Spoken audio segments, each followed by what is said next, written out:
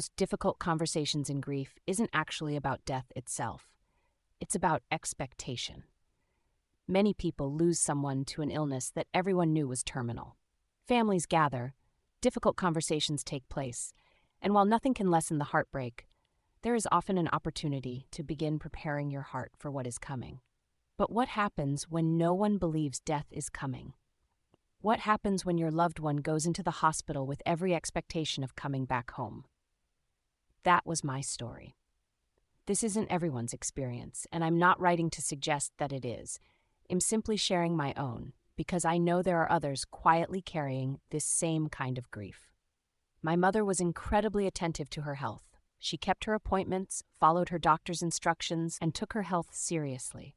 Throughout her life, there had been hospital stays, medical procedures, and follow-up visits that all ended the same way they usually do. She recovered. So when she was hospitalized in October of 2018, there was absolutely no reason for me to believe this hospitalization would be any different.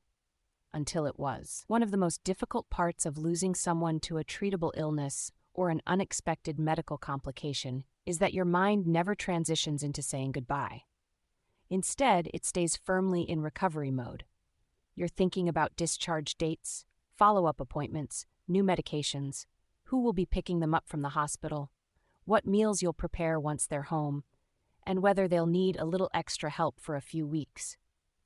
Your mind is planning for life. It isn't preparing for death.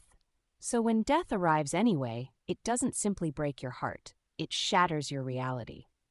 People have often asked me how something like this could happen, but the question that haunted me.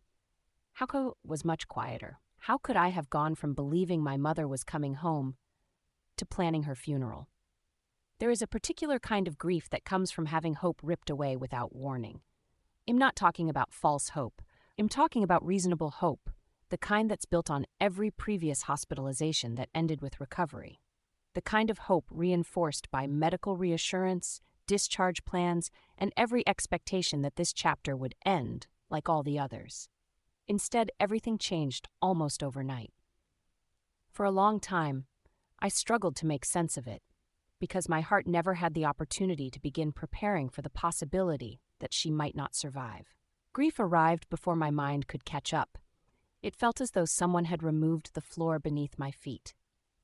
As the years have passed, I've realized that I wasn't only grieving my mother's death. I was grieving the future I had already begun imagining. I was grieving the conversations I thought we'd still have, the holidays I assumed we'd celebrate together, and the ordinary Tuesday afternoons I believed were still waiting for us. That is another kind of loss people don't often talk about. You aren't only grieving the person you lost, you're grieving the life you fully expected to keep living with them. If this has been your experience too, I hope you know you are not alone. You may still replay those final days in your mind. You may still wonder how life changed so completely in such a short period of time. You may even find yourself thinking, but they were supposed to get better. Those thoughts don't mean you're grieving incorrectly. They simply reveal how deeply hope was woven into your story. I can't explain why some people recover while others don't, and I can't offer easy answers for losses that seem impossible to understand. What I can offer is this. If you weren't preparing to lose them, please be gentle with yourself for how difficult it has been to accept that they're gone. Some losses don't simply break your heart. They also break your expectations. Sometimes healing doesn't begin when you finally understand what happened. Sometimes healing begins when you stop expecting yourself to have been prepared for something that no one believed was coming. For years, I replayed October 2018 over and over in my mind. I wasn't looking for someone to blame. I was trying to find the moment when I should have known. The truth is, there wasn't one. I wasn't ignoring the signs. I wasn't in denial. I was responding to the information I had, just as any daughter would.